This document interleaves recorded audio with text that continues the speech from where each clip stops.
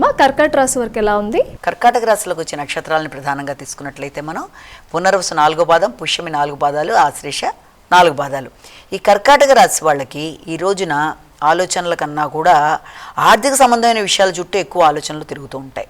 ముఖ్యంగా అనుకున్న విధానంలో ధనాన్ని ఏ రకంగా సంపాదించాలి, లేకపోతే ఆర్థికంగా ఎక్కడన్నా ఏదైనా విషయంలో ఇవ్వవలసిన వాళ్ళ దగ్గర కానీ, లేకపోతే ఆర్థిక సంబంధమైన విషయాలు, పెట్టుబడులకు సంబంధించిన విషయాల్లో కానీ, మీకు రావాల్సిన ఆర్థిక విషయాలు కానీ ఎక్కువ మీరు క్యాలిక్యులేట్ చేసుకోవడం, అలాగే కుటుంబ సభ్యులతో కలిసి మీ యొక్క ఆర్థిక సంబంధమైన విషయాల ఎదుగుదల కోసం మీరు ఎక్కువ ఆలోచనలు చేయడం, ఆ విషయంలో పెద్దలు గురువుల్ని సంప్రదించి మీ యొక్క ఆర్థిక సంబంధమైన విషయాల్లో కానీ, లేకపోతే కుటుంబ వ్యవహారాల్లో కానీ వాటికి సంబంధించి చక్కటి వారి దగ్గర నుంచి ఏదైనా విషస్ అనే కాదు, వారి దగ్గర నుంచి సలహా సంప్రదింపులు తీసుకోవడానికి ప్రయత్నాలు అనేవి చేయడం, ఆధ్యాత్మిక చింతన, గురువుల్ని కలవడం మొదలైన దానికి ఆస్కారం ఉన్న రోజుగా భావించవచ్చు. అయినప్పటికీ మాటలు మాట్లాడేటప్పుడు విశేషించి ఎక్కువ ఆలోచించి మాట్లాడడం మంచిది. సింహరాశి.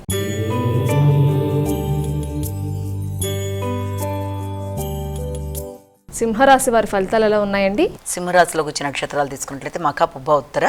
ఈ యొక్క సింహరాశి వాళ్ళకి ఈ రోజున మీ వ్యక్తిగత ఆలోచనలు కొన్నిసార్లు మీకు ఇబ్బందికరంగా ఉండే అవకాశం ఉందంటే అది ఖర్చుతో కూడుకున్న వాతావరణం వల్ల కావచ్చు, లేకపోతే ఇది చేయగలనా లేదా అని మీ సామర్థ్యం మీద కొన్నిసార్లు మీకు కొంత శక్తి మీద నమ్మకం తగ్గడం కానీ, వీటికి సంబంధించిన విషయాల్లో కొంత చికాకులు అనేవి ఏర్పడతాయి.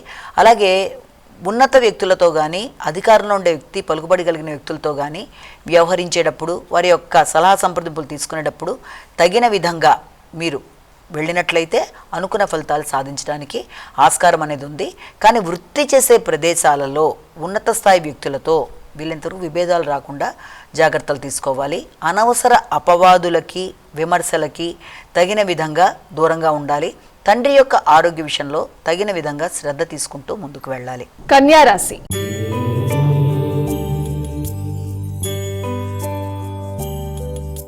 మా కన్యా రాశి వారికి ఈరోజు ఎలా ఉంది? కన్యా రాశిలోకి వచ్చిన నక్షత్రాలు తీసుకున్నట్లయితే ఉత్తర, హస్త, చిత్త 2 పాదాలు. ఈ కన్యా రాశి వాళ్ళకి ఆకస్మికమైన ఖర్చులు అధికంగా ఉన్నప్పటికీ కూడా అవి మీరు చక్కగా ప్లానింగ్గా ముందుకు వెళ్ళే అవకాశాలు ఉన్నాయి. కాబట్టి వాటిని ఏవి ఎలా ఖర్చు పెట్టాలి అన్న విషయంలో ఆలోచనలు చేయడం అనేది ఒకటి అధికంగా ఉంటుంది. అలాగే భాగస్వామి వ్యవహారాల్లో ఎక్కువ స్థానంలో మీరు ఆలోచనలు చేయడం, అయితే భాగస్వామి వ్యవహారాలతో వ్యక్తులతో విభేదాలు రాకుండా అయితే ముందుగా తగిన విధంగా జాగ్రత్తలు తీసుకోవాలి.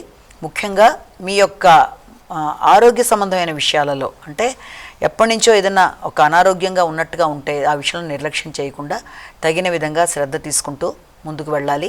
ఆల్రెడీ ఉండే రుణాలు చెల్లించడానికి మీరు గట్టిగా కృషి చేసి దాన్ని అధిగమించే ప్రయత్నాలు అనేవి ఒకటి చేస్తారు. శారీరక శ్రద్ధ, విశ్రాంతి చాలా అవసరం అన్న విషయాన్ని దృష్టిలో పెట్టుకోవాలి.